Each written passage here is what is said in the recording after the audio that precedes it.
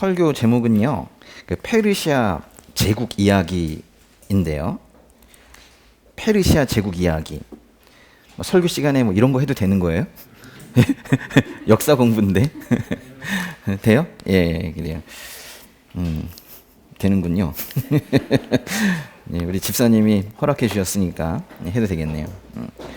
제가 그림 하나 좀 그려봤는데요. 그 페르시아 얘기 바로 들어가기 전에 우리 이스라엘의 역사를 조금 보려고요. 다 아시는 얘기예요. 그렇죠? 네. 일부는 아닐 수도 있고요. 네, 그렇습니다. 2166년에 족장 시대가 시작이 되기 전에 주전입니다, 다. 근데 그 이전에 사실 노아의 홍수라는 큰 사건이 있었죠. 노아의 홍수 다시 올까요? 뭐 다시 물로는 심판하지 않으신다 했으니까 그런 일은 다시는 없겠지만 있었던 것만은 확실해요. 올해 엄청난 비가 끊이지 않고 거의 한 40여일 이렇게 쏟아지는 걸 보면서 야, 정말 이렇게 이러다가 잠기겠다 이런 생각도 했었어요. 근데 올해 내린 그 장마는 태풍은 오다 말다 사실 그랬었죠. 근데 그것이 정말로 진짜 쉼없이 계속 내린다면 그땐 다 떠내려갈 것 같아요. 근데 이제 그 이후에 이렇게 이제 심판을 해서도 사람들이 계속 죄를 짓는 모습을 하나님께서 보신 거예요. 이대로 두어서는 안 되겠다. 나를 기억하는, 나만을 예배하는 그런 민족을 하나 선택해야 되겠다. 라고 해서 하나님께서 큰 민족을 하나 선택을 하시려고 하는데 나중엔 결국 큰 민족이 되겠지만 시작은 한 사람을 선택하는 것으로 시작을 하셨어요. 그래서 선택하신 한 사람이 바로 아브라함입니다. 그래서 아브라함을 부르시고 이제 그에게 하늘의 별과 같이 많은 자손을 약속을 하셨죠. 아브라함 다음에 이삭, 그리고 야곱. 제가 이렇게 세 개만 색깔을 칠한 건 이 세 사람만 우리가 족장이라는 표현을 씁니다. 그리고 요셉이 있는데요. 여기까지를 이제 우리가 족장 시대라고 그래요. 족장 시대가 끝나고 나서 요셉을 따라 이집트의 총리가 된 요셉을 따라 이집트로 이주하죠. 처음부터 노예 생활은 아니었어요. 가서 목축을 하면서 그래도 처음에 살만했었는데 어느 순간 총리였던 요셉을 잊은, 기억을 못하는 이집트의 왕들이 생겨나면서 점점 더 이들의 삶은 고단해지기 시작했죠. 그래서 뒤로 가면 갈수록 이들의 삶은 말 그대로 노예 생활이었단 말이에요. 하나님께서 말씀하신 대로 400년 정도 그렇게 이방인 지역에서 살게 될 것이라 하셨는데 정말로 400여 년 동안 그 이집트에서 있다가 하나님의 그 예언 그대로 400년 정도 후에 나오게 되죠. 그래서 이제 그 이후에 광야 생활에 들어가게 됩니다. 출애굽, 출이집트, 사실 이것이 구원의 어떤 큰 상징 아닙니까? 네, 이것이 이루어진 것은 뭐 여러 주장들이 있지만은 그래도 많은 사람들이 주전 1446년에 이때 출애굽이 있었다고 그렇게 말하고 있어요. 그리고 1446년에서 1406년까지면 이게 광야 생활이 몇 년인 거죠? 40년 정도 되네요. 그렇죠? 40년 정도 지나서 그것 또한 이제 예언 그대로 나중에 가나안에 들어가게 됩니다. 모세의 그 생몰년, 태어나고 죽은 것은 좀 명확하게 말할 수가 있는데 사실 여호수아는 정확한 건 없어요. 그래서 사실 이것도 대강 요건 좀 그렸습니다. 여기까지 보시면 이 족장 시대의 이야기는 창세기에 나와 있고 욥기도 사실 이 시기입니다. 그리고 이트 노예 생활에서 빠져나와서 이 광야 생활까지는 그 다음에 나오는 출애굽기, 레위기, 민수기, 신명기에 나오고 이 가나안 정복 이야기는 여호수아서에 나오죠. 표정들이 뭐 다 안다 뭐 이런 정도 뭐 이 정도. 저도 다 알아요. 근데 그 다음에 이제 사사시대인데 여기 전체를 보시면은 사사시대가 상당히 깁니다. 사사기가 다른 성경에 비해서 양으로 적지만 시대로는 상당히 길어요. 그러니까 왕이 없이 이렇게 가는 시대. 어쩌면 하나님께서는 이런 것을 이상적인 지배 형태로 생각하셨을 수도 있어요. 왕은 없지만 그 백성들을 보호하고 재판하는 어떤 한 사람이 세워져 있는 거, 이런 것들은 상당히 이상적인 것일 수도 있죠. 하나님의 기대대로 되지는 않았습니다. 이 시기에 사사시대의 이야기가 사사기와 룻기이죠. 네, 이렇게 많은 사사들이 있었습니다. 온니엘, 에우, 삼갈 이러면서 쭉 지나가는데 사사기 말기에 엘리 제사장이 나오게 되죠. 그 다음에 사무엘이 등장을 해서 사울에게도 기름을 붓고 다윗에게도 기름을 부어서 그들이 왕이 됩니다. 드디어 이스라엘에도 왕이 생겨나게 되죠. 네, 그 시대를 이제 우리가 통일왕국이라고 하는데요. 사울 왕, 다윗 왕, 솔로몬 왕 다음에 이제 분열하기 시작하는데 여기 보면 좀 재밌는 것이 딱 이 사역 기간으로 보면 엘리도 딱 40년, 사무엘도 딱 40년, 사울도 40년, 다윗도 40년, 솔로몬도 40년 그래요. 네, 그래서 사실 거의 비슷한 기간 동안 그렇게 이제 사역을 합니다. 네, 그리고 이제 통일왕국 시대가 지나고 나서 여로보암 1세와 로보암 1세를 따라서 남유다 북이스라엘로 분열하게 되죠. 이게 이제 931년이에요. 주전 931년. 이 정도 뭐 숫자는 좀 외워둬도 뭐 그렇게 삶에 피곤하진 않을 것 같아요. 그렇죠? 예. 주전 931년에 분열이 됩니다. 그런데 여기 우리 지난번에도 말씀을 드렸지만 딱 1000년 외우기도 좋은 저 1000년을 지나가는 사람이 누구라고요? 다윗이라고 그랬죠. 다윗. 딱 1000년이에요. 지금이 2020년입니까? 그럼 주전 2020년에는 누가 있었을까요? 거꾸로 쭉 다시 한번 가볼까요? 쭉 가보니까 주전 2020년은 이삭이에요. 이삭. 예. 그래서 지금 예수님 기준으로 해서 앞으로 오면 우리가 있는 것이고 저 뒤쪽으로 가면 이삭이 있어요. 예. 예수님 기준으로 해서 앞으로 1446년이면 세종대왕이 있고 저 뒤쪽으로 가게 되면 출애굽이 있고 그런 거예요. 예. 그리고 1000년에는 다윗이 있습니다. 그래요. 이렇게 됐어요. 그래서 여기까지 이제 우리가 여러 번 봤었는데 여기도 보시면은 사울과 다윗 이야기는 사무엘 상하에 나와요. 그리고 요 시기에 뭐 다윗이 썼을 것으로 예상이 되는 그런 책들이 시편, 뭐 다 다윗 거는 아니지만 시편 그리고 솔로몬 시기에 잠언, 전도서, 아가서 이런 것들이 써졌을 거예요. 역대상에는 이제 다윗 이야기가 나오기 시작을 하는데 그 이후에 열왕기 상과 역대하에 이 분열 왕국 이야기가 나와요. 제가 요거는 다 드릴 거예요. 예. 그런데요. 그 다음으로 이제 계속 넘어가 보는 거예요. 북이스라엘과 남유다에 하나님의 말씀을 선포했던 예언자들을 우리가 이전에 공부한 적이 있었는데 다시 한번 보도록 하겠습니다. 여기가 바로 8세기인데요. 8세기에 사실 북이스라엘이 8세기 말에 망하거든요. 예. 어떤 한 왕조가 멸망할 그 즈음, 그때 그 나라의 말씀을 선포한다는 것은 상당히 묵직한 일일 것 같아요. 근데 이 시기에 오히려 또 남유다의 말씀을 전한 사람들은 북이스라엘 멸망하는 거 못 봤냐? 우리는 좀 똑바로 가자라고 또 말했겠죠. 뭐 같은 형제들이니까 다 긴장 관계가 있었을 거예요. 이때는 이제 아모스 그리고 저 위쪽에 요나가 있죠. 암뇽 그리고 호미사 그랬죠. 암뇽, 호미사가 바로 이게 8세기에 말씀을 전했던 그런 예언자들이에요. 이사야가 8세기네요. 그렇죠? 예, 그리고 우리 7세기로 가게 되면은 나훔, 하박국, 스바냐, 예레미야 뭐 이런 사람들이 예언을 했는데 나합습렘 뭐라고요? 나합습렘 이런 사람들이 예언을 했어요. 그런데 이제 안타깝게도 예레미야는 이렇게 하나 남은 남유다 그것의 멸망을 지켜봐야만 했습니다. 이 남유다의 마지막 왕은 시드기야라는 사람이에요. 예, 시드기야. 예. 그리고 이제 바벨론 포로기로 가게 되면 이 다니엘, 에스겔, 오바댜 있어요, 그죠? 결단이 오바됐죠, 그죠? 결단 오바에. 겔단 오바 요게 바로 바벨론 포로기의 이야기들인데 바벨론 포로기만 딱 얘기하면 성전이 파괴된 586년부터 고레스 칙령으로 그들이 다시 고향으로 돌아오는 538년 사이라고 얘기할 수 있지만 사실 다니엘과 같은 사람들은 훨씬 더 이전에 잡혀갔죠. 1차 포로로 잡혀간 것이 바로 다니엘입니다. 그래서 605년 주전 605년에 1차 포로에 쭉 내려가 보면 딱 요 다니엘이 있지 않습니까? 그리고 사실은 2차 포로가 있고 3차 포로가 있어요. 이게 당시에 바벨론의 왕은 느부갓네살인데 느부갓네살이 3번이나 침공을 해서 3번이나 잡아갔어요.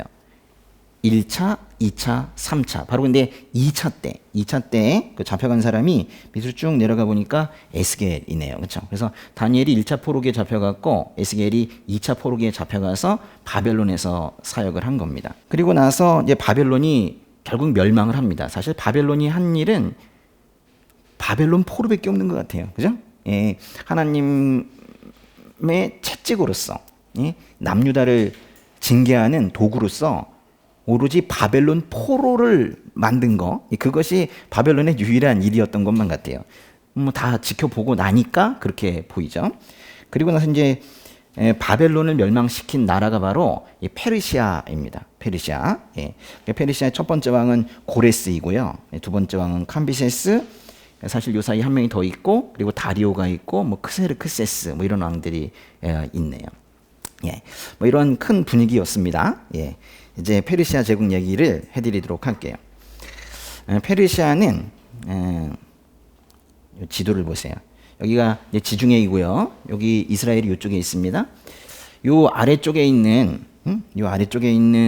요 만이 페르시아 만이에요. 사실 페르시아 때문에 그렇게 지었을 텐데 우리는 오히려 거꾸로 얘기하고 있는 거죠.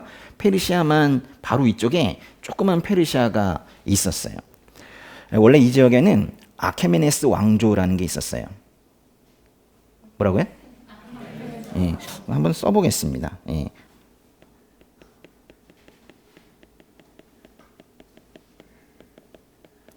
왜냐하면 페르시아의 근원이 여기 있거든요. 아케메네스 왕조. 근데 아케메네스 왕조라고 페르시아를 끝까지 부르는 사람들도 있어요. 그래서 사실 이 아케메네스 왕조가 바로 이게 페르시아 제국을 말하기도 해요. 원래는 이 아케메네스 왕조가 발전해서 페르시아 제국이 된 것인데 끝까지 페르시아 제국을 아케메네스 왕조라고 부른다고요. 근데 그것이 처음엔 여기서 이렇게 시작이 된 거예요. 이 아래쪽에서. 이스라엘은 저 이쪽에 있습니다. 그죠? 예루살렘 여기 보이네요. 예. 꽤 먼 곳에서 페르시아가 생겨나게 됐죠. 근데요, 페르시아는 이렇게 조그만데 그 위쪽에 보니까 메데라는 곳이 있어요. 뭐가 있다고요? 메데. 예, 메데. 뭐 메디아 뭐 이렇게도 표현합니다. 메데, 메디아. 근데 보니까 메데가 더 큰 것 같아. 그렇죠? 예.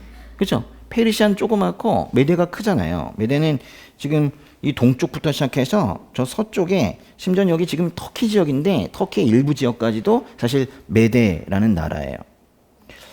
그런데 이 페르시아의 왕과 좀 메데의 왕의 딸이면 공주죠? 결혼을 해요. 그래가지고 결혼 때문에 이 두 개가 그냥 합쳐지게 돼요. 페르시아 왕과 메데의 공주가 결혼을 해서 그래서 아들을 한 명 낳아요. 그래서 낳은 아들의 이름이 키루스입니다. 키루스. 그걸 성경에서는 고레스라고 불러요. 그러니까 아케메네스 왕조 페르시아랑 이 메데 왕국의 합작품? 그게 바로 고레스예요. 예, 고레스. 그래서 고레스는 이 큰 걸 다 차지하게 돼요. 그러니까 고레스의 입장에서는 이쪽엔 누가 있는 거죠? 메데 쪽에는 외할아버지가 있는 거죠. 근데 여기 보시면은 여기 이쪽에 기원전 550년에 고레스 왕이 메데의 수도 엑바타나를 약탈함. 이게 뭔 뜻이냐면 외할아버지를 쳤다 이런 뜻이에요. 그래서 외할아버지를 폐위시키고 결국 여기를 전체를 다 고레스가 차지하게 됩니다. 점점 그래서 서쪽으로 진출해 나가서 이게 고레스가 치고 나가는 그거거든요. 점점 커가지고 정말 이렇게 거대한 제국을 만들게 되는데 나중엔 결국 이 전체가 다 고레스가 차지하게 되었다라는 그런 뜻이에요. 그런데 마지막이 여기까지 갔단 말이에요. 여기가 바로 지금의 터키 지역인데, 그래요. 사데, 그 요한계시록에 나오는 그 사대 교회 여기네. 사대, 사르디아라고 하는데 여기까지 간 거예요. 근데 사실 이쪽은요, 여기가 어딘지 아세요? 아테네가 있으니까 여기가 그리스겠죠?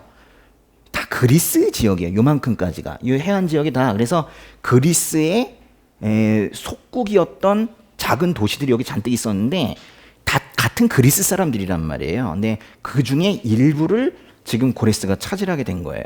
그래서 그리스가 좀 화가 났어요. 내 친구들, 우리 족속, 우리 민족들을 저쪽이 지금 쳤다라는 거예요. 그래서 뭔가 이 그리스와 긴장 관계에 있게 됩니다. 페르시아와 그리스. 사실 그리스는 조그만 나라였고 페르시아는 이게 지금 엄청난 광대한 제국이었는데 그리스랑 그렇게 사이가 안 좋고 저 지역은 이상하게도 잘 정복이 안 되고 그랬어요. 고레스는 이 전체를 이제 정복을 했는데 특별히 이 중에 있는 이 바벨론 있죠. 이 바벨론을 이제 점령을 했습니다. 가보니까 거기에 유다 사람들이 잔뜩 있는 거예요. 너희들 여기 왜 있냐 그랬더니 잡혀왔대요. 그래서 고레스 칙령이라는 걸 반포를 합니다. 그래서 고레스라는 이름, 이 이름이 성경에 나오죠. 네, 고레스라는 이름이 어디에 나오나요? 이사야서에 나오죠. 놀랍게도 8세기 예언자인 이사야의 기록에 나와요. 이사야서 한번 찾아보세요. 이사야서 44장 28절 읽어보겠습니다. 고레스에게 말한다. 너는 내가 세운 목자이니 내가 기뻐하는 것을 내가 모두 이룰 것이다. 예루살렘에게 말한다. 너는 재건될 것이다. 예루살렘 성전에게 말한다. 네 기초가 세워질 것이다. 예루살렘이 재건이 될 것이고 예루살렘 성전은 다시 세워지게 될 거래요. 그걸 이제 이사야가 예언을 했는데, 이사야는 지금 여기 보면 8세기 예언자입니다. 근데 지금 이 예언을 했는데 그 고레스라는 사람은 어디에 나오냐면 한참 지나가서 여기에 나오거든요. 전체적으로 보면 여기에서 여기까지, 그렇죠? 여기서 여기까지를 지금 예언을 한 거예요. 고레스가 바벨론으로 잡혀왔던 유다 백성들을 풀어주게 될 거다라는 것이 바로 이제 고레스 칙령인데, 사실 고레스라는 이름은요 이사야서에만 나오는 것이 아니라 어디 나오냐면 역대하에도 나와요. 역대하는 여기 있네요, 그렇죠? 역대하. 근데 역대하는 지금 보면 고레스 칙령까지를 다루고 있거든요. 그러니까 역대하에 고레스 칙령이 나오는 것은 그거는 나올 수 있어요. 그 시대의 역사를 쓴 거니까. 그리고 에스라서에도 나와요. 에스라서는 여기 있는데요. 에스라서는 고레스 칙령이 나오기 1년 전부터의 사역이 나오거든요. 그러니까 에스라서에도 고레스라는 이름은 현재 상황으로 나올 수 있어요. 그리고 다니엘서에도 나오는데 다니엘은 좀 사역 기간이 길어요. 심지어는 포로기가 끝난 이후에도 한동안 그 지역에, 바벨론 지역에, 나중에 페르시아가 그 지역을 차지했어도 그 지역에 계속 남아있기 때문에 여전히 고레스 칙령을 경험을 했죠. 그러니까 지금 네 책의 고레스라는 이름이 나오거든요. 좀 복잡합니까? 역대하, 에스라, 다니엘 해봐요. 역대하, 에스라, 다니엘 서에 나오는 고레스는 현재의 인물이에요. 그 기록이 적혀졌었던 현재의 인물을 말하는 거예요. 다시 역대하, 에스라, 다니엘서에 나오는 고레스는 그건 나올 법한 얘기예요. 그 당시의 일을 적은 거니까요. 그런데 다시 한번 말씀드리지만 이사야서의 고레스는 다르단 말이에요. 고레스를 알지 못하는데 이 고레스라는 이름이 이사야서에 나오는 거예요. 참 놀랐습니다. 그래서 어떤 사람들은 이것이 이제 후대에 누가 편집한 것이다, 그렇게 이제 말을 해요. 그래야지 이해가 되니까요. 근데 만약에 후대에 누가 편집한 것이 아니라면은 우리는 이거 하나만으로도 하나님의 놀라운 일하심을 볼 수가 있는 거예요. 사실일까요? 아닐까요? 몰라요. 그죠? 그렇지만 후대에 편집했다고 하는 사람들도 있고 아니라고 하는 사람들도 있는데, 그건 지난번에 말씀드렸듯이 그거는 천국 가봐야 알아요. 그렇죠? 근데 만약에 이것이 후대의 편집이 아니라면 이것만큼 놀라운 일이 없는 거예요. 역대하로 한번 가보세요. 역대하의 마지막 장으로 가보겠습니다. 역대하 마지막 36장의 끝에 두 절, 22절과 23절을 한번 읽어볼게요. 22절, 23절 시작. 페르시아 왕 고레스 1년에 여호와께서 예레미야를 통해 하신 말씀을 이루셨습니다. 여호와께서 페르시아 왕 고레스의 마음을 감동시키시니 그가 나라 온 지역에 칙령을 내려 이렇게 널리 알렸습니다. 페르시아 왕 고레스는 말한다. 하늘의 하나님 여호와께서 세상의 모든 나라들을 내게 주셨다. 하나님께서 나를 세우셔서 유다 예루살렘에 성전을 짓게 하셨다. 이제 너희 가운데 하나님의 백성인 사람은 누구나 다 예루살렘으로 돌아가도록 하라. 하나님 여호와께서 너희와 함께 하실 것이다. 지금 읽으신 것이 역대하인데요. 이 책이 역대하예요. 그리고 이 책이 에스라서이고, 보시면 뭐냐면 역대하가 고레스 칙령까지를 말하고 있어요. 그리고 에스라서는 고레스 칙령이 538년인데 그 바로 전년도인 539년부터의 이야기를 얘기하고 있거든요. 역대하가 끝나면 에스라서가 시작이 됩니다. 여기 보세요. 자, 쭉 올라가면은 거기에 이제 고레스 칙령이 나오죠, 그렇죠? 그래서 고레스 칙령까지의 이야기가 뭐예요? 역대하예요. 고레스 칙령부터의 이야기가 뭐예요? 에스라서예요. 그러면 정말로 맞는지 한번 보세요. 역대하 바로 다음 장으로 가면 되겠네요. 그죠? 바로 다음 페이지에 보시면은 에스라서가 나오는데요.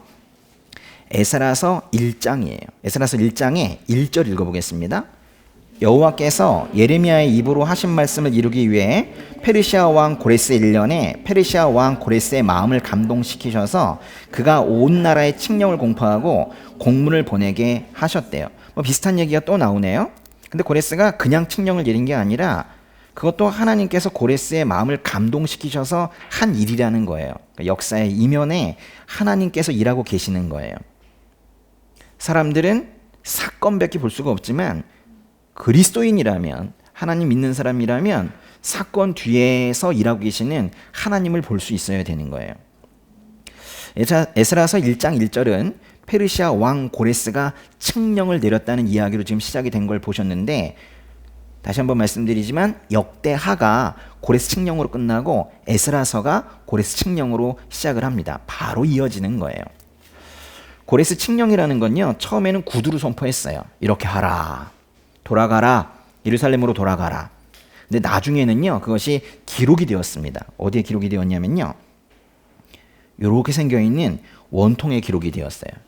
실제로 지금 박물관에 있는 그런 진흙으로 만든 원통입니다. 흙으로 구워서 만든 이 원통에 자세하게 글이 적혀져 있어요. 고레스는 사실 유다 백성들의 입장에서 본다면 이방인 아닙니까? 근데 그 이방인 왕이 뭐라고 하는지 한번 보도록 하겠습니다. 그 에스라서에 지금 펴놓으셨죠? 1장에 2절, 3절, 4절, 2, 3, 4, 3절 한번 읽어보겠습니다. 페르시아 왕 고레스가 말한다. 하늘의 하나님 여호와께서 내게 세상에 온 나라를 주셨고 그분을 위해 유다의 예루살렘에 성전을 세울 임무를 주셨다. 너희 가운데 하나님을 섬기는 여호와의 백성이 누구냐? 하나님이 함께 하시기를 바라노니 여호와를 섬기는 백성들은 이제 유다의 예루살렘으로 올라가 이스라엘의 하나님 여호와의 집을 지으라. 그분은 예루살렘에 계신 하나님이시다. 포로로 잡혀온 백성들이 어디에 살든 그 지역의 사람들은 그들에게 금은과 물품과 가축으로 도와주고 예루살렘에 있는 하나님의 집을 위해 기꺼이 헌금을 드릴 수 있게 하라. 이게 지금 하나님 모르는 이방인이 할 말입니까? 대단한 신앙인 것 같아요. 그렇죠? 이건 뭐 하나님께서 이 말씀을 넣어주지 않으면 할 수 없는 것 같은데요. 페르시아 왕 고레스는 바벨론을 점령하고 그 바벨론의 포로로 끌려왔던 유대인 포로들을 고향으로 보내라는 칙령을 내린 거예요. 그런데 이 고레스 칙령의 핵심은 고향으로 돌아가는 게 아니에요. 고레스 칙령의 핵심은 거기 그 에스라서 1장 2절의 끝부분에도 있지만 유다의 예루살렘에 성전을 세울 임무를 주셨다 그랬는데, 즉 고레스 칙령의 핵심은 예루살렘으로 돌아가서 성전을 짓는 거예요. 더 놀라운 일이죠. 이방인이 유대인들에게 고향으로 돌아가서 성전을 지으라고 한 거예요. 성전을 지으라. 이방인 고레스가 예루살렘 성전을 짓는 거에 관심을 가진다는 것이 참으로 놀랍습니다. 하나님께서 하시지 않으면은 이런 일이 어떻게 있겠어요? 고레스는 유다 백성들을 예루살렘으로 돌아가게 하는 것뿐만이 아니라 페르시아 백성들에게 유다 백성들을 아낌없이 지원하라고 당부하는 이야기가 그 에스라서 1장 4절인 거예요. 너희들 돌아가라 하면서 페르시아 백성들에게는 지원하라고 그랬어요. 유다를 지원하라고. 참 대단하죠. 그런데 중요한 것은 다시 에스라서 1장 1절인데요. 1장 1절 시작이 이렇습니다. 여호와께서 예레미야의 입으로 하신 말씀을 이루기 위해 그랬죠. 그러니까 이미 약속하신 거라는 거예요. 그러니까 이 모든 역사에는 하나님의 손길이 다 있는 거예요. 유다 백성들을 예루살렘으로 돌려보낸 것은 고레스가 한 것이 아니라 사실은 고레스를 사용하셔서 하나님께서 하신 일인 거예요. 역사가 그런 거예요. 역사를 그 영적으로 해석할 수 없는 사람들은 그저 고레스 대단한데 이렇게 말할지 몰라도 우리 하나님 믿는 우리들은 고레스 위에서 일하시는 하나님을 봐야 되는 거예요. 그것은 과거의 역사를 볼 때도 그렇고 현재의 역사를 볼 때도 그런 거예요. 지금 이 세상을 볼 때에도 사건만을 보는 것이 아니라 사건 뒤에 계시는, 사건 위에 계시는 그 하나님을 봐야 되는 거예요. 더구나 그것은 예레미야를 통해 하신 약속을 이루신 거래요. 예레미야서 25장으로 가보세요. 예레미야서 25장 11절과 12절 두 절 한번 읽어보겠습니다.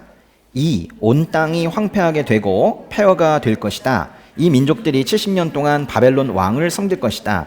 그러나 70년이 다 되면 내가 바벨론 왕과 그 민족 갈대아 사람들의 땅을 그들의 죄악으로 인해 처벌할 것이다. 그리고 그것을 영원한 황무지로 만들 것이다.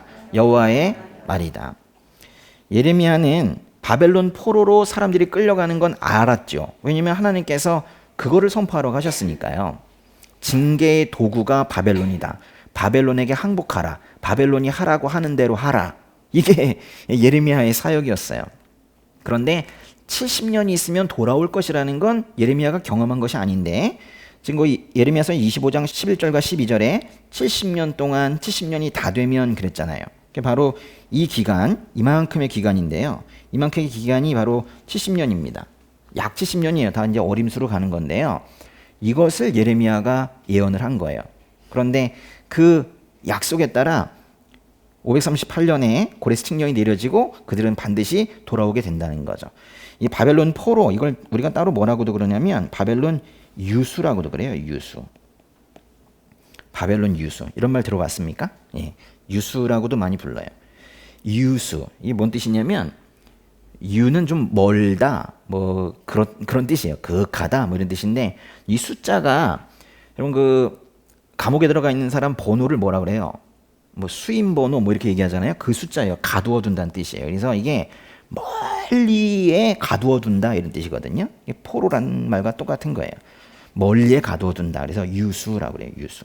예, 이런 숫자 있잖아요. 이런 사람을 가두어 두는 숫자. 예레미야서 25장 12절을 보면은 하나님께서는 예레미야를 통해 그 포로 기간 70년이 될 것이라고 말씀하셨어요. 바벨론 1차 포로 때인 그 주전 605년부터 고레스 칙령이 있었던 주전 538년까지 이게 약 70년이 되는 거예요. 그런데 70년이 다 되면 바벨론 왕과 그 민족 갈대아 사람들의 땅을 그들의 죄악으로 인해 처벌할 것이라고 말씀하세요. 바벨론이 할 일은 끝난 거예요. 바벨론은 이스라엘을 징계하는, 남유다를 징계하는 도구로 사용된 이후에는 이들도 또한 그 폭압적인 그 태도로 인해서 결국에는 처벌을 받는다라는 거예요. 실제로 주전 539년에 페르시아가 바벨론을 점령합니다. 그 바벨론을 점령한 페르시아의 왕이 바로 키루스 고레스이네요. 그 1차 포로로 잡혀갔었던 이 다니엘이라는 사람이 있거든요.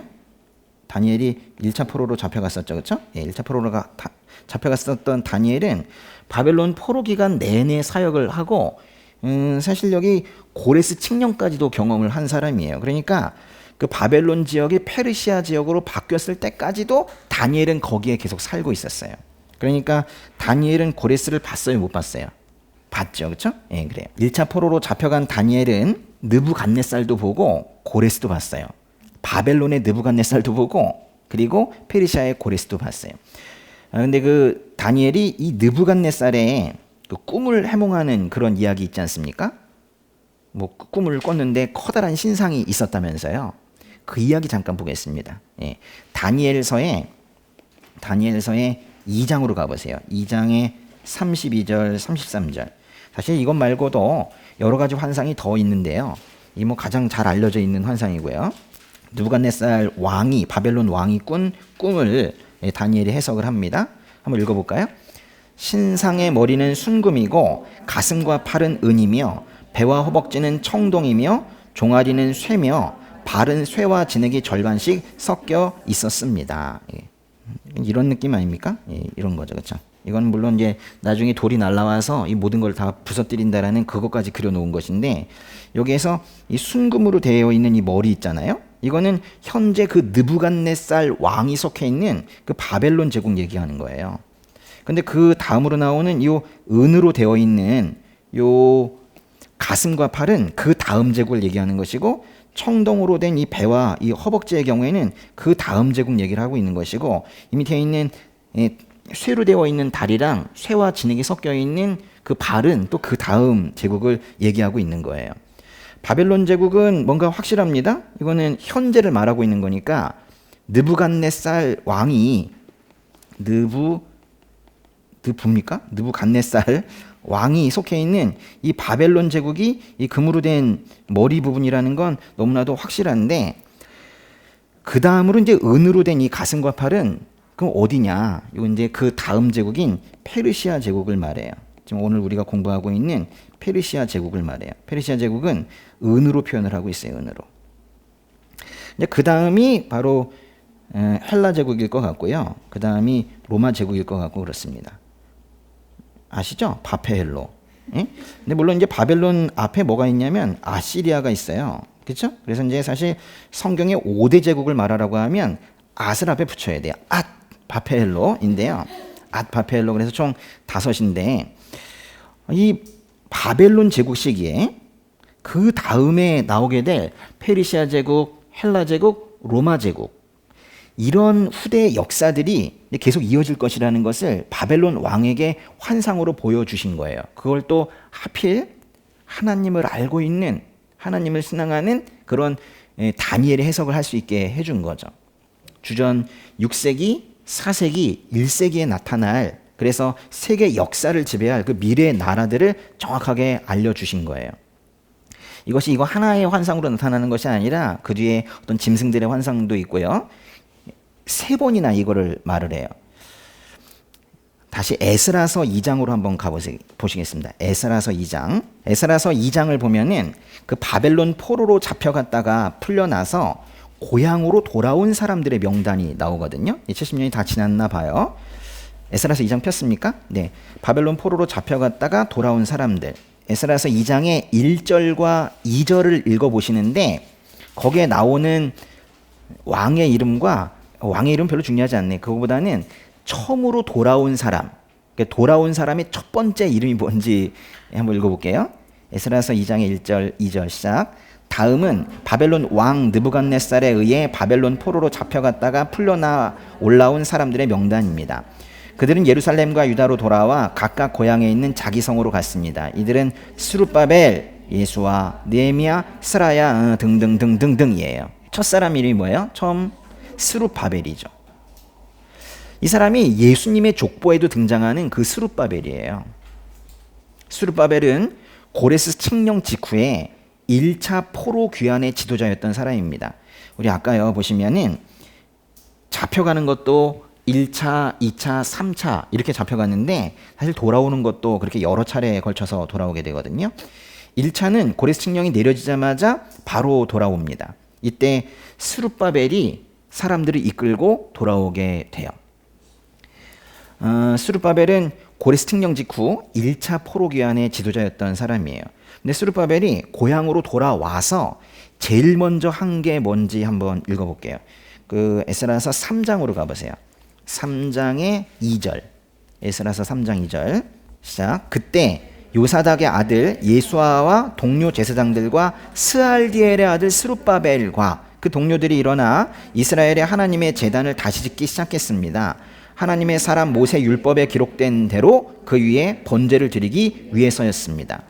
그 고레스 칙령에 따라 고향으로 돌아올 수 있었던 사람들이 스룹바벨을 지도자로 하여 1차 포로 귀환했는데요. 스룹바벨이 제일 먼저 와서 한 일이 뭐라고요? 제단이죠. 그때 제단을 쌓았어요. 성전이 있어요, 없어요? 없잖아요. 성전은 이미 주전 586년에 이때 느부갓네살에 의해서 파괴가 되었어요. 그래서 이제 성전은 나중에 지어지게 되는데 성전은 없지만 급하게나마 제사를 지내야 됐던 거예요. 그래서 제단을 먼저 쌓았죠. 그래서 제사를 드리고 심지어 이제 절기도 이제 다시 지키기 시작을 했습니다. 에스라서 3장의 8절도 한번 읽어보세요. 8절. 그들이 예루살렘에 있는 하나님의 집에 도착한 지 2년 둘째 달이 되었을 때에 스알딜의 아들 스룹바벨과 요사닥의 아들 예수아와 그 나머지 동료 제사장과 레위 사람과 포로로 잡혀갔다가 예루살렘에 돌아온 모든 사람이 성전을 짓는 일에 착수했고 20세 이상의 레위 사람을 세워 여호와의 집 짓는 일을 감독하게 했습니다.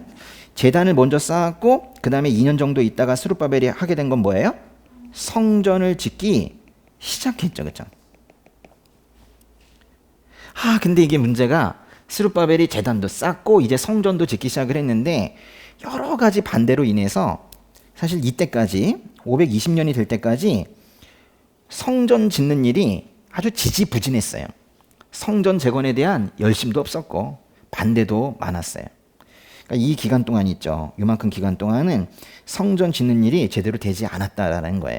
여기 위에 보면 이 페르시아 제국에 이 카스피아라고 있는데 지금 이 그림은 안 나오네요. 더 저쪽으로 가면 아랄해라고 있거든요. 아랄해. 근데 지금 이제 우즈베키스탄 쪽이 있습니다. 그쪽으로 결국 이제 고레스라는 사람은 원정을 나갔다가 죽어요. 그래서 이제 그 아들 캄비세스라는 사람이 왕이 되는데요. 여기 한번 잠깐 보여드릴게요. 맞네요, 그죠? 고레스 다음이 캄비세스라는 사람이 왕이 돼요. 사실 정확하게는 캄비세스 2세입니다. 캄비세스 2세는 고레스가 하지 못했던 수건 사업 중에 하나를 하게 되는데 그게 뭐냐면 이집트를 정복하는 거였었어요. 그래서 캄비세스가 이집트를 저 남쪽의 이집트를 정복하러 갑니다. 왕이 멀리 가 있는 동안에 캄비세스가 이집트에 가 있는 동안에 그 이전에 그 메데 출신 있죠. 메디아. 페르시아와 메디아가 나중에 합쳐졌는데 그 메데 출신의 그 한 사람이었던 가우마타라는 사람이 있어요. 가우마타. 듣고 잊어버리세요? 예. 가우마타라는 사람이 이 사람이 잠깐 522년에 왕이 됩니다.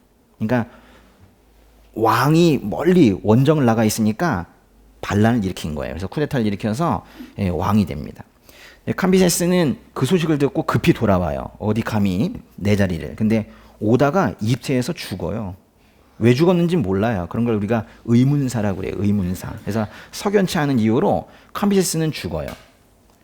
근데 얘는 이제 왕이 되어 있는 상태고. 그런데 캄비세스를 도와서 이집트 원정을 떠났던 다리우스 장군이라고 있습니다. 다리우스 장군. 그 사람이 와서 이 가우마타를 처단을 해요. 그래서 반란을 진압을 해요.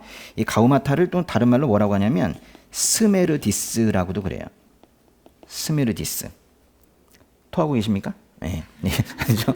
스메르디스라고 그래요. 다리우스 장군이 와서 가우마타 즉 스메르디스를 처단을 합니다. 그래서 겨우 522년에 왕이 되었던 스메르디스는 522년에 결국 진압이 되고 말아요. 이 스메르디스, 이 사람을 진압을 하고 나서 왕이 된 사람이 다리우스 장군이에요. 그러니까 다리우스 장군이 진압을 하고 왕이 됐는데 그 사람을 성경에서는 다리오라고 불러요. 이 사람이 다리우스 장군입니다.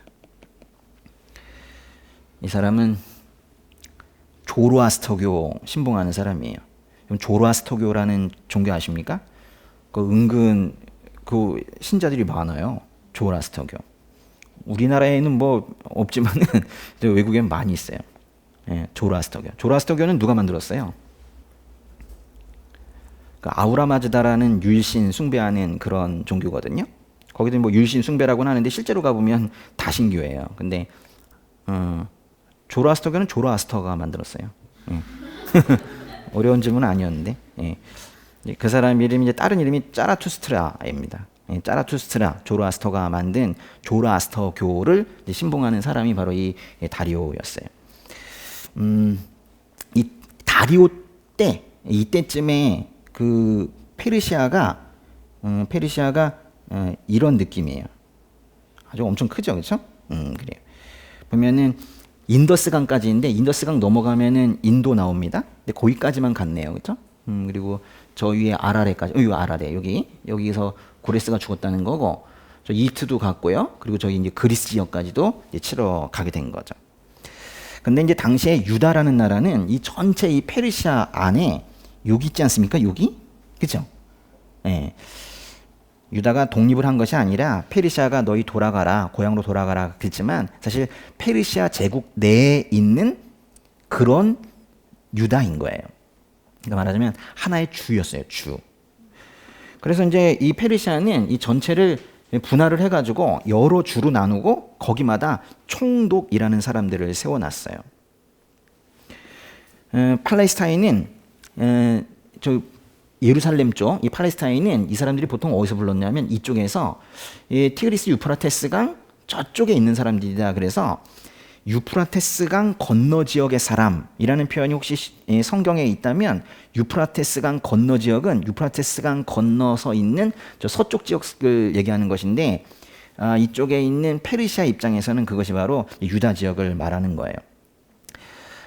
근데 이 문제가 이 페르시아 전체에 문제가 하나가 있어요. 뭐가 있냐면 바로 이쪽 지역입니다. 이쪽 지역. 여기 바로 이제 그리스거든요. 아테네 있고 그리스가 있는데 이쪽 지역이 문제예요.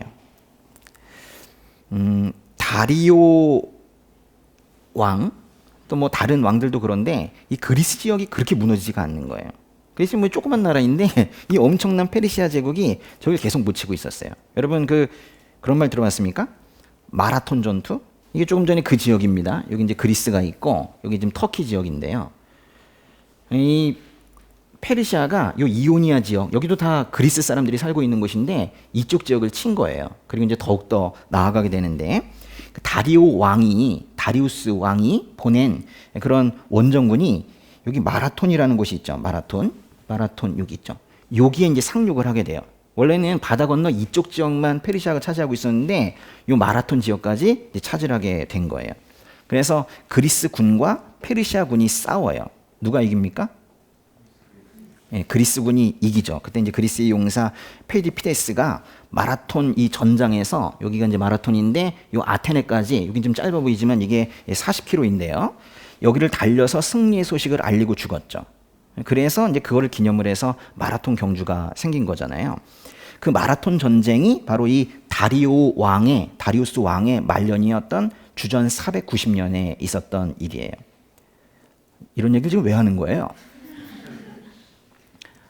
성경의 역사는 성경대로, 일반 역사는 일반 역사대로 지금 따로따로 물론 인식을 가지고 계신 분들이 좀 계신 것 같아요. 그렇지 않다는 걸 좀 말씀을 드리는 거예요. 지금 조금 다른 건 있죠. 왜냐하면 사건들만 나열하면 일반 역사가 되는데 사건들을 나열하는 가운데 그 뒤에서 그 위에서 일하시는 하나님의 역사하심을 말한다면 그게 바로 이제 성경이 되고 있는 거죠.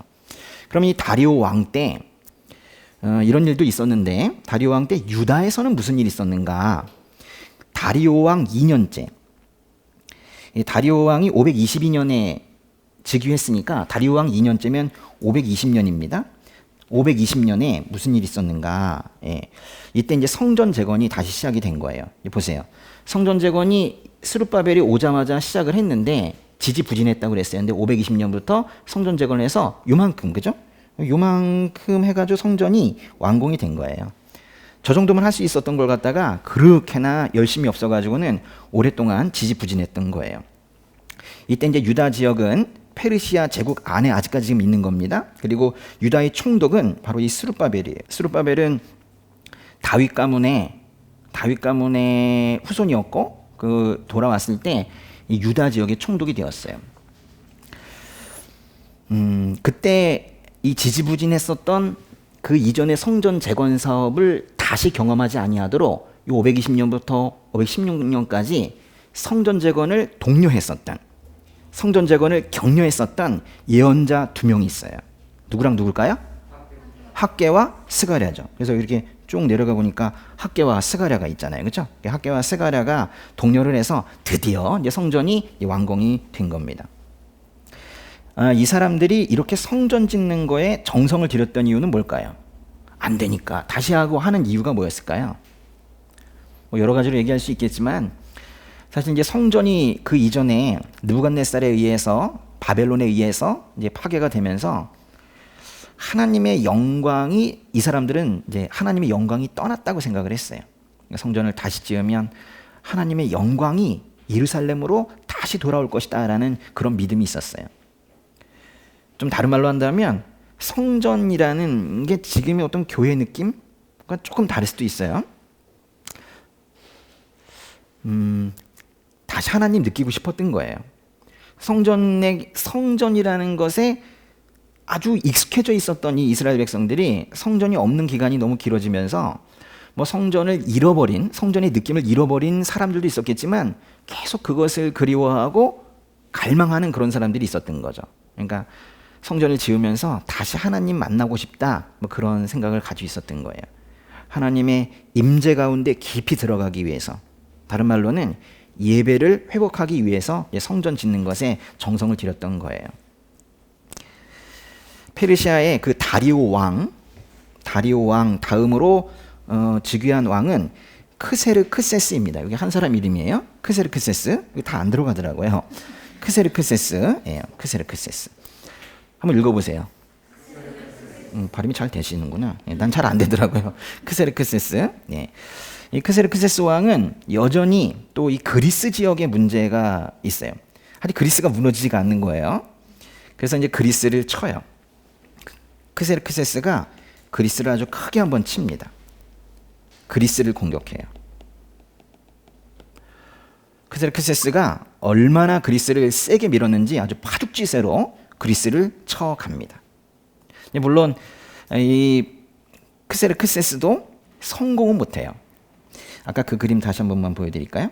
이제 그리스 지역인데 여기 보시면 주전 480년에 살라미세전이라고 되어 있잖아요. 이게 바로 이제 크세르크세스 왕 때의 일인데 살라미세전에서 사실 크세르크세스 왕이 져요. 그래서 결국에는 그리스를 점령하는 것이 실패합니다. 그래도 그 이전에는 아주 세게 쳤습니다. 그래서 그리스로 하여금 상당히 긴장하게 만들었었죠. 페르시아의 크세르크세스 왕이 그리스를 치러 간다는 이야기를 지금 해드렸는데, 만약에 이 크세르크세스 왕이 그리스를 치러 간다라는 저 얘기가 이 앞쪽에 있었던 다니엘서에 나온다면 참으로 놀라운 일이겠죠. 여기 보세요. 다니엘서에 크세르크세스 얘기가 나오기가 좀 어렵죠. 왜냐하면 거의 2세대 지나서 있는 일이거든요. 다니엘의 사역은 이 주전 536년까지거든요, 사실. 그런데 한 2세대 이후의 이 일을 사실은 예언을 합니다. 다니엘서로 한번 가보세요. 다니엘서의 11장의 2절 읽어보겠습니다. 자, 이제 내가 참된 것을 내게 보여주겠다. 페르시아에 3명의 왕이 더 일어날 것이다. 그 다음 4번째 왕은 다른 모든 왕보다 훨씬 더 부자가 되며 강해진다. 그가 그 재산으로 힘을 얻어서 모든 사람을 크게 움직여 그리스를 칠 것이다. 와, 놀랍네요. 그죠? 하나님께서 지금 다니엘을 통해서 말씀하신 건데, 페르시아에 3명의 왕이 더 일어날 거래요. 이게 이제 고레스 왕 때 한 얘기거든요. 보세요. 고레스 왕 때, 고레스 왕을 제외하고 앞으로 3명의 왕이 더 일어날 거래요. 캄비세스, 스메르디스, 다리우스, 이게 3명의 왕이 더 일어날 거래요. 근데 그 다음 네 번째 왕이 누굽니까? 그게 바로 크세르크세스인데요. 이 4번째 왕은 다른 모든 왕보다 훨씬 더 부자가 되며 강해진대요. 그래서 그가 힘을 얻어서 어디를 칠 거래요? 그리스를 칠 거래잖아요. 맞습니까? 너무 놀랍지 않습니까? 성경에서는 이 크세르크세스 왕을 뭐라고 부르냐면 아하수에로라고 불러요. 아하수에로. 에스더서로 가보세요. 에스더서로 1장 1절 한번 가보세요. 에스더서 1장 1절 시작. 아하수에로 시절에 일어난 일입니다. 아하수에로는 인도에서부터 에티오피아에 이르기까지 127개의 지방을 다스렸습니다. 이게 페르시아 제국이 이렇게 컸다는 거예요. 근데 이 아하수에로 왕, 즉 크세르크세스 왕이 즉위한 지 3년째 되던 해에 자신의 왕비를 폐위시켜요. 원래 왕비가 있었거든요. 왜 폐위시켰냐면 왕이 이렇게 말했어요. 와라. 근데 안 왔어요. 오라고 했는데 오지 않았다고 쫓아냈어요. 대단하죠? 네. 그리고는 새로운 왕비를 줄을 세워놓고 뽑기 시작을 합니다. 그런데 그때 한 유대인 여인이 특별히 사랑을 받아요. 에스더서의 2장의 17절 보세요. 읽어보겠습니다. 왕은 다른 어떤 여자들보다 에스더를 더 사랑했습니다. 그리하여 에스더는 다른 처녀들보다 더 많은 은총을 입어 왕은 에스더의 머리에 관을 씌우고 와스티를 대신할 왕비로 세웠습니다. 그러니까 와스티를 쫓아내고 에스더가 왕비가 됐네요. 그 유대인 여인의 이름은 에스더입니다. 에스더. 보세요. 크세르크세스 왕일 때 밑으로 쭉 내려가 보겠습니다. 쭉 내려가면 에스더서가 있죠. 그렇죠? 네? 그래서 크세르크세스 왕 때 이야기가 바로 에스더서예요. 아하수에로 왕 때 이야기가 에스더서입니다. 에스더는요, 자신이 유대인이라는 사실을 숨기고 있었어요. 자신을 키워준 사촌 오빠가 있거든요.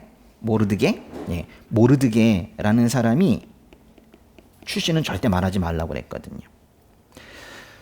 어떤 내시들이 왕을 죽이려는, 페르시아 왕을 죽이려는 음모를 가지고 있었어요. 그때 왕은 누굴까요? 아수에로이겠죠? 아수에로 왕을 죽이려는 음모를 이 모르드게가 알았어요. 그래서 모르드게가 그거를 에스더에게 알려주고 에스더가 왕에게 알려주어서 아수에로 왕이 위기를 모면하는 일도 있었어요. 그래서 뭐 그런 일들로 인해서 이 모르드게라는 사람이 궁중에 상당히 높은 관직으로 올라가게 됩니다. 그런데요, 모르드게보다 더 높은 관직에 있는, 아주 꽤 높은 자리에 있는 사람이 있었어요. 바로 하만이라는 사람입니다. 하만. 이 하만이라는 사람은 자기 이제 지위가 높고 하니까 모든 사람들에게 자기 앞에서 무릎을 꿇으라고 그랬어요. 하나님 믿는 사람이 그럼 돼야 안 돼요? 안 되잖아요. 그래서 모르드게는 하나님의 율법을 알고 있는 그런 사람이었기 때문에 하만에게 무릎 꿇어 절하는 것을 거부했습니다. 하만이가 아주 화가 난 거예요. 예. 모르드게만 무릎을 꿇지 않는 거예요. 얼마나 화가 났겠어요. 그래서 어떻게 했는가? 에스더서 3장 6절로 가보세요. 3장 6절 읽어보겠습니다. 그런데 하만은 모르드게가 어디 출신인지 알게 된 후 모르드게 한 명만 죽이는 것으로는 별 가치가 없다고 생각했습니다. 그리하여 하만은 아수에로 왕국 전역에 있는 모르드게의 민족인 유다 사람들을 모조리 쓸어버릴 묘안을 찾아냈습니다. 와, 큰일 났네요. 그죠? 모르드게 한 사람만 죽이는 것으로는 하만의 성이 안 찬다는 거예요. 그래서 하만이 모든 유대인들을 다 죽이려고 마음을 먹었고, 그래서 아수에로 왕을 꼬드깁니다. 큰 돈 내겠다고 그랬어요. 그래서 결국 유대인들을 모두 죽이라는 칙령을 받아냅니다. 아예 유대인 대학살의 날짜까지도 정해져요. 큰일 난 겁니다. 이제 모르드게가 베옷을 입고 에스더에게 그 얘기를 해요. 그리고 왕에게 가서 말하라고 그래요. 에스더야, 네가 가서 왕에게 말해서 그 유대인들 죽이지 말라고 그러라. 그랬더니 에스더가 갈 수 없다고 그래요.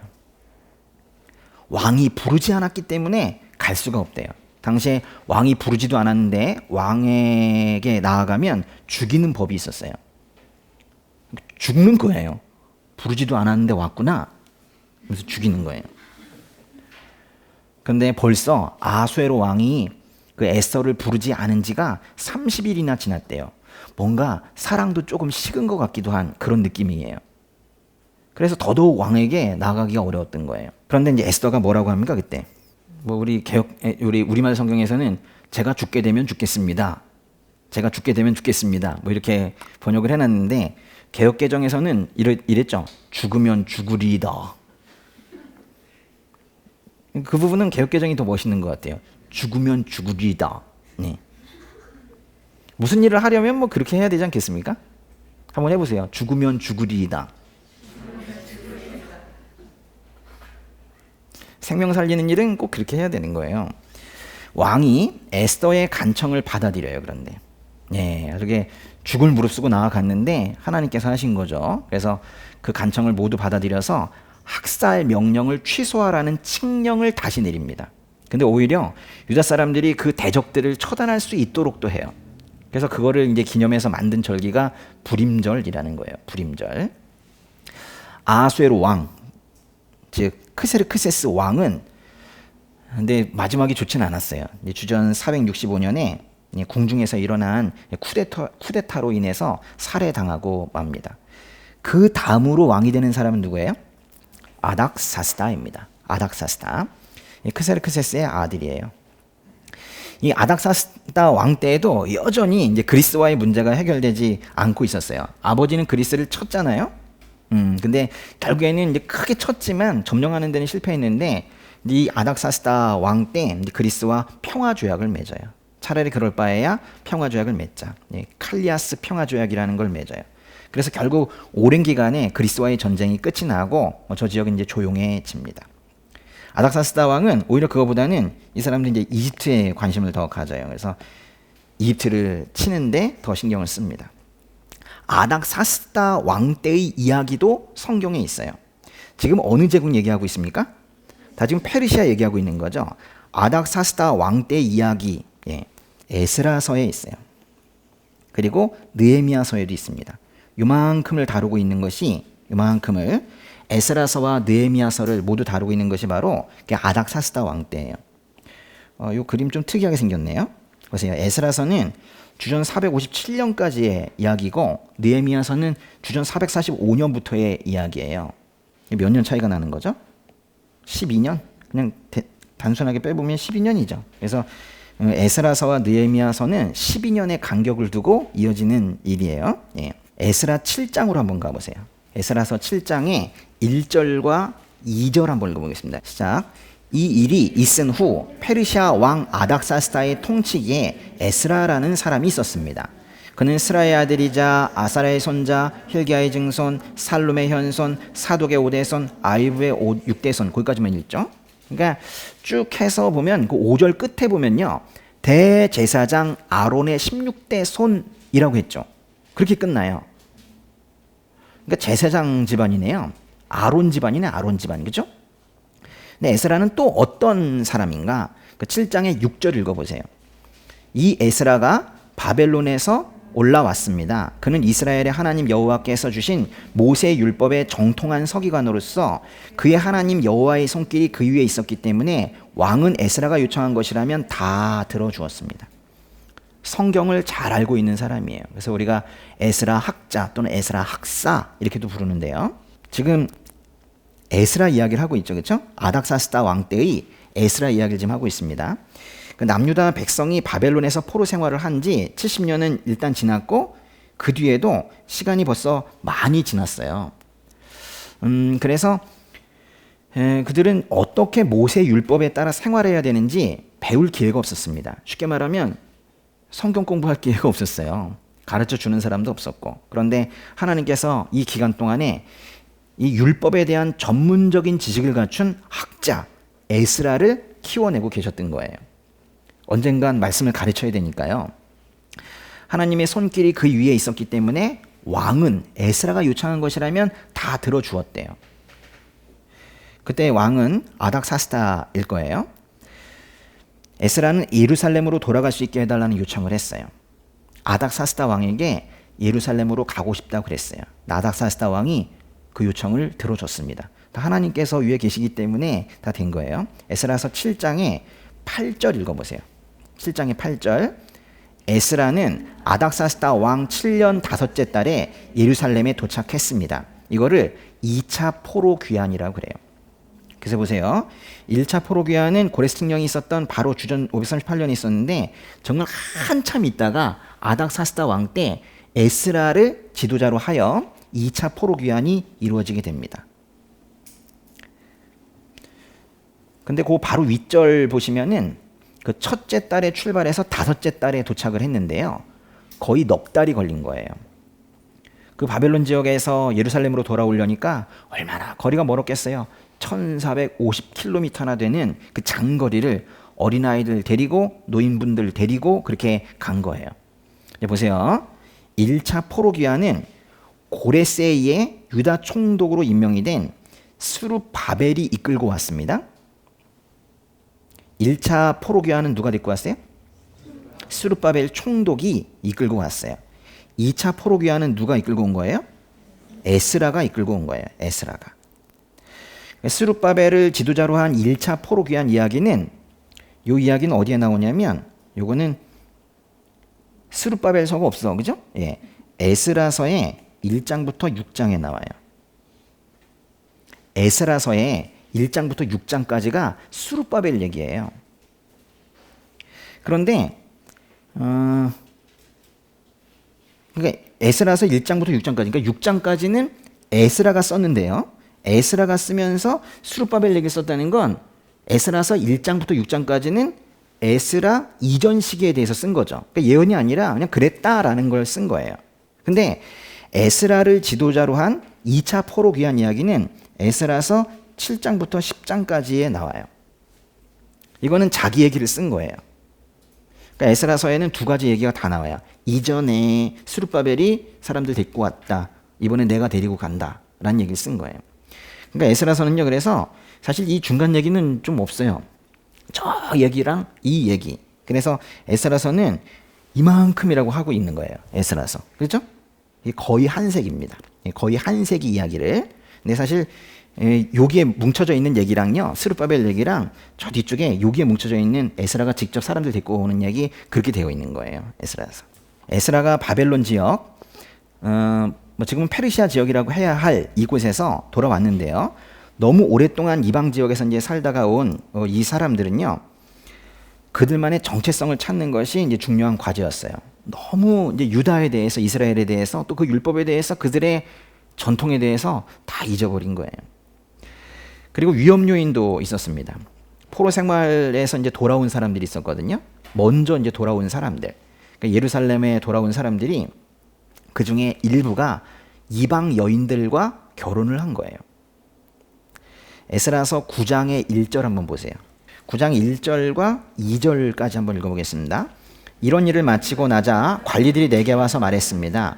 이스라엘의 백성들, 제사장과 레위 사람들이 이 땅 민족들과 스스로 구별하지 않고 그들의 가증스러운 관습들, 곧 가나안 사람들, 헷 사람들, 브릿 사람들, 엽 사람들, 암몬 사람들, 모압 사람들, 이집트 사람들, 아모리 사람들의 관습들을 따르고 있습니다. 이스라엘 백성들은 이 땅 사람들의 딸을 데려와 아내와 며느리로 삼고 거룩한 씨를 이방 민족과 섞고 있습니다. 사실 지도자들과 관리들이 앞장서서 이런 죄악을 저지르고 있습니다. 이방 여인들과 결혼하는 것이 뭐가 그렇게 나쁘죠? 그건 사실 매우 중대하고 매우 심각한 일이었었어요. 그거는 민족의 정체성을 무너뜨리는 것이었기 때문에 그렇습니다. 사실 가나안 정복 시기에도 이런 이야기들이 있었죠. 가나안에 가더라도, 약속의 땅에 들어가더라도 절대로 이방 여인과는 결혼하지 말라 그랬어요. 그런데 사실 그거는 혈통의 문제는 아니었습니다. 성경을 보면 이방 여인들을 통해서 예수님의 계보가 이어지기도 해요. 그러니까 이방인의 피를 섞지 말라는 이야기는 아니에요. 오히려 그 이방인 아내들이 가지고 들어오는 이방 신숭배가 문제였던 거예요. 신앙적인 순수성을 지켜야 되는데 이스라엘 백성들은 어느 때부터 그런 개념이 많이 무너져 있었던 거예요. 에스라는 그 이방 민족과 관계를 끊고 이방인 아내와도 관계를 끊자고 외쳤어요. 이방인 아내와 관계를 끊자는 건 이방인 아내들을 쫓아버리자는 건데요. 사람들이 그것에 동의했어요. 하나님의 백성이 되기 위해서는 거룩했어야 됐습니다. 구별이 됐어야 되는 거예요. 그렇게 이방인 아내들을 내보내기로 서약을 하고 제사를 드리면서 에스라서가 마무리가 됩니다. 에스라서의 에스라서의 마무리는 뭘로 끝난다고요? 이방 여인들 내보내고 제사 지내는 걸로 끝난다고요. 좀 특이하죠? 예. 그리고 이제 주전 444년에 3차 포로 귀환이 있습니다. 이때도 역시 페르시아의 왕은 아닥사스다입니다. 3차 포로 귀환 때 지도자는 느헤미야입니다. 그 이야기가 느헤미야서예요. 느헤미야서 1장의 11절을 보면은, 제가 볼게요. 느헤미야는 스스로를 이렇게 소개해요. 왕에게 술을 따라 올리는 사람. 개역개정에서는 왕의 술관원이라고 했는데, 술에다 독 타면 어떡하지? 예. 그래서 이 직책을 맡은 사람은 아주 고위 관리였습니다. 그래서 이제 왕 앞에 이제 정기적으로 나아갈 수 있는 그런 권한도 있었어요. 느헤미야는 아닥사스다 왕의 허락을 받고 예루살렘에 성벽을 재건하게 됩니다. 느헤미야가 한 것은 무엇이에요? 성벽이에요. 성전은 이미 지었잖아요. 근데 성전만 있고 예루살렘 울타리, 예루살렘 성벽이 다 무너져 있는 거예요. 그래서 그 예루살렘 성벽을 짓는 일을 하는 사람이 3차 포로 귀환한 느헤미야예요. 1차 때 스룹바벨이 와서 제단을 쌓았고 난항이 좀 있었지만 성전을 지었습니다. 스룹바벨이 지었다고 해서 그거를 스룹바벨 성전이라고 그래요. 그러나 예루살렘 성벽은 무너진 채로 그대로 있었기 때문에 그 성벽을 좀 늦으나마 느헤미야가 하게 된 거예요. 그 이야기가 느헤미야서입니다. 느헤미야서의 키워드는 성벽이에요. 성벽. 이 성벽 재건하는 거예요. 느헤미야가 이 사람들과 함께 성벽을 다시 쌓고 있는데 참 이 성벽 쌓는 것에 방해하는 사람들이 너무너무 많았어요. 누가 방해했을까요? 아니 예루살렘에 성벽이 쌓아지면 예루살렘이 요새가 되는 거 아닙니까?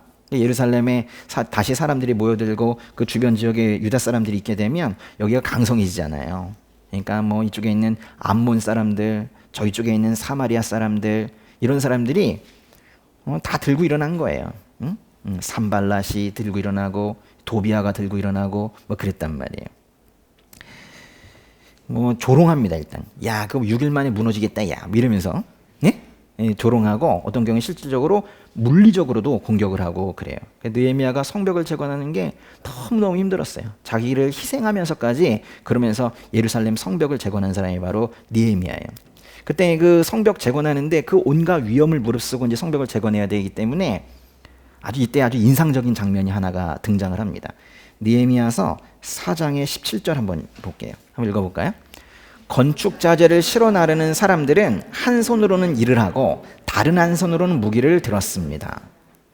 한 손으로는 일을 하고 한쪽에는 무기, 병기를 들었대요. 그 이전에 느헤미야는 뭘 했냐면 당연히 하나님께 기도를 드렸습니다. 기도만 드리고 일을 한 게 아니라 기도도 드리고 일도 하면서 한쪽에는 무기를 들었다는 거예요. 대적들의 공격으로부터 자신들을 방어하기 위해서 한 손에 무기를 꼭 잡고 있었어요. 한 손으로 일을 하고 다른 한 손으로는 무기를 든 그런 모습을 한번 상상해 보세요. 뭘 얘기하는 걸까요? 하나님께 기도하면서도 사람들이 스스로도 해야 할 일이 있다는 거예요. 나 하나님께 보호해달라고 기도했으니까 보호해 주시겠지. 해주시겠죠. 그런데 사람이 해야 할 일이 있다고요. 요 포인트를 잘 모르게 되면 대충 살아요. 그리스도인들이 열심히 살아야 되거든요. 오늘 아침에 오는데 아내가 갑자기 우리 열심히 살자 그러더라고요. 내 설교문을 봤나? 그래서 제가 그래 열심히 살자 그랬어요. 열심히 살아야 돼요. 예. 뭔가 될 것 같은 막연한 기대감 때문에 간혹 보면 기독교인들이 더 느슨하게 사는 경우들을 좀 보게 돼요. 그거는 믿음이 아닙니다. 예. 열심히 사셔요. 응? 열심히 살아야 됩니다. 아닥사스다 이후에 제가 여기 더 그려놓질 않았는데요. 왜냐하면 이 뒤로는 페르시아가 별로야. 그리고 더 이상 나오지도 않습니다. 성경에도요. 내부적으로 이제 분열되는 그런 양상을 보여요. 그러면서 4세기로 넘어가게 돼요. 여기까지가 이제 5세기였잖아요. 4세기로 넘어가요. 근데 보니까 없는 것 같아. 근데 제가 이제 그리기 시작을 했거든요. 아직 다 완성을 못했는데 이제 주전 330년에 결국 이제 페르시아가 결국 멸망을 하게 돼요. 제가 이제 솔직하게 좀 말씀을 드릴게요. 제가 사실 오늘 설명을 하려고 했던 거는 신구약 중간기이거든요. 그래서 여기부터 여기 이만큼의 이 400년 있잖아요. 이거를 모르면 구약과 신약을 연결시키기가 상당히 어려워요. 왜냐하면 구약의 용어들은 대부분 비슷해요. 그 얘기가 여기 또 나오고 또 나오고 또 나오고 하는데 갑자기 신약에 넘어가니까 사두개파, 바리새인, 열심당, 헤롯 대왕 이런 단어들이 갑자기 막 쏟아져 나온단 말이에요. 그런 것들이 왜 나타나는지에 대해서 사실 이 부분을 좀 알아야 되거든요. 그래서 이거를 이제 설명을 드리려고 했는데 내가 얘기를 왜 하지? 근데 솔직하게 말씀드리면 이걸 말씀을 드리려고 하는데 페르시아를 말씀을 드리고 이쪽으로 넘어가야지 다 이해하실 수 있겠구나 이래가지고 제가 앞으로 가다 보니까 페르시아를 저만큼 하게 된 거예요. 사실은 오늘 원래 헬라 제국을 해야 되는 날인데 제가 페르시아부터 한 겁니다. 차근차근 갑시다. 예, 그래요. 페르시아 제국의 이 마지막 왕 이름만 아시면 되는데 다리오 3세라는 사람이에요. 여기 보시면은 페르시아는 왕의 이름을 외우는 게 어렵지 않아요. 다 아닥사스다 2세, 3세, 다리오 3세, 2세, 1세만 다 이래요. 아니어도 크세르크세스 3세 뭐 이래 2세, 3세 그래. 그래서 이제 몇 명의 이름 가지고 계속 돌리는데요. 이때 이 다리오 3세일 때 페르시아 제국 다리오 3세일 때 그때 그리스에서 한 사람이 일어나게 되는데 그 사람이 바로 알렉산더라는 사람이에요. 그래서 이제 알렉산더가 이 다리오를 치게 된다 그런 뜻이에요. 그 이야기를 잠깐 그림으로 보시면은 알렉산더는 주전 334년에 이 위쪽에 여기 그리스인데요. 네, 이게 너무 깨지는구나. 네. 이쪽에 일단 그리스 지역을 통일을 합니다. 알렉산더가. 그리고 나서 강을 요 바다를 건넙니다. 그래서 여기를 치는데 상당히 중요한 전투인데 여기서 지금 빼놨어요. 저기 그라니쿠스 강 전투라는 건데 저기서 페르시아군을 완전히 패배시켜요. 페르시아군이 깜짝 놀랐습니다. 여태까지는 공격을 하다가 잘 안 되네 이랬는데 이제 알렉산더에 의해서 공격을 받는 거예요. 그 다음에 333년에 여기 이제 이수스 전투라고 있는데 여기에서 다리오 3세를 만나요.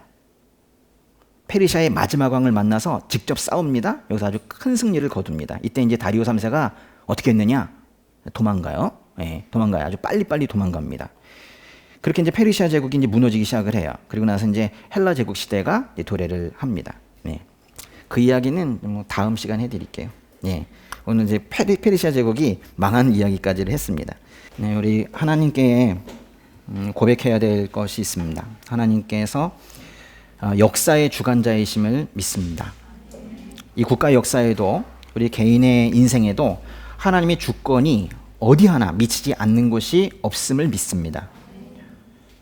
하나님 아버지께 이렇게 기도했으면 좋겠습니다. 하나님 아버지, 이 나라를 그리고 우리의 인생을 그 세세한 부분까지 모두 인도해 주시옵소서.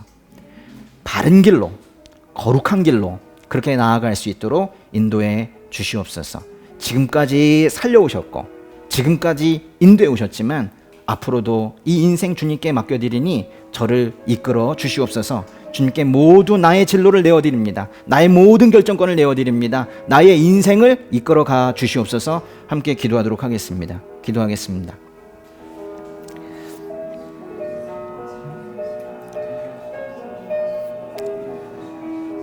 아버지, 은혜 감사합니다. 우리가 발을 내어 디딜 때 엉뚱한 길로 나아가지 아니하도록, 우리가 헛디딘 발걸음이 있다면 그 발걸음에 제동을 걸어주시고, 주의 뜻대로 내디딘 발걸음이 있다면 더 힘차게 내디딜 수 있는 그런 힘도 허락하여 주시옵소서. 오직 아버지 뜻대로 이 인생 살아가기 원합니다. 아집과 오만으로 그렇게 나아가다가 패망하는 그런 어리석은 인생 되지 아니하도록 아버지 음성 들려주시고, 우리가 혹여 귀가 어두워 아버지 음성 듣지 못한다 하더라도 우리의 발걸음을 아버지께서 인도하셔서 아버지께서 원하시는 길로만 우리가 나아갈 수 있도록 모든 상황과 환경과 모든 인간관계를 아버지 만져주시고 인도하여 주시옵소서. 좀 더 세밀한 그런 주님의 인도를 우리가 갈망합니다. 막연히 주님을 따르는 것이 아니라 왼쪽으로 가야 할지 오른쪽으로 가야 할지 그 모든 길들을 아버지의 뜻에 맞게 합당하게 그렇게 나아가는 우리 한 사람 한 사람 될 수 있도록 아버지 세밀한 음성, 세밀한 인도 저희들이 원합니다. 아버지 이끌어 주시옵소서.